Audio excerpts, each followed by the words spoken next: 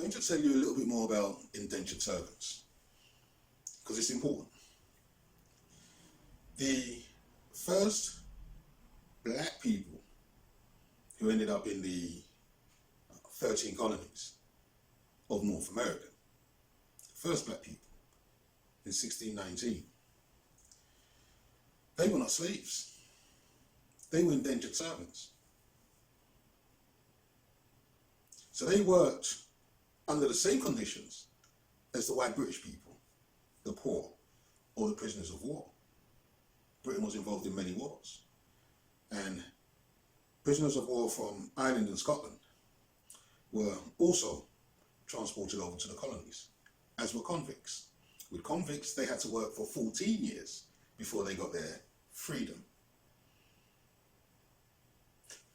But the first black people, there was two in 1619, who ended up in the North American colony.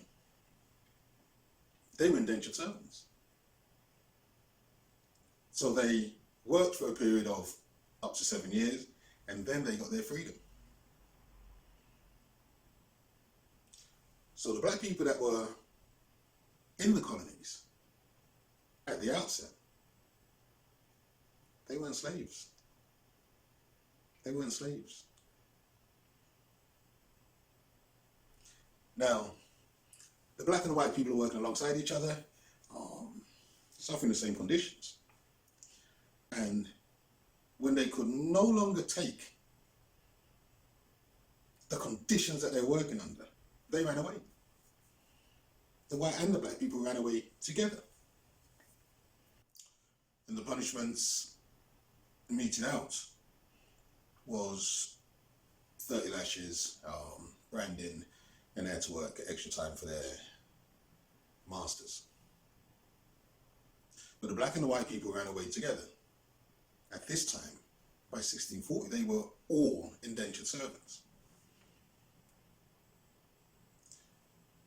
In 1660-61, they passed a law which said that any white person who runs away with a black person will have to serve any additional time that the black person had to serve under their contract. So if a white and a black person ran away, and the black person had another 2 years of servitude, when the white guy was caught, 2 years would be added onto his period of servitude. And so this is what they done. But the institution of slavery that we're talking about, that didn't come around until a little while later. And in my next clip, I'll tell you how this happened.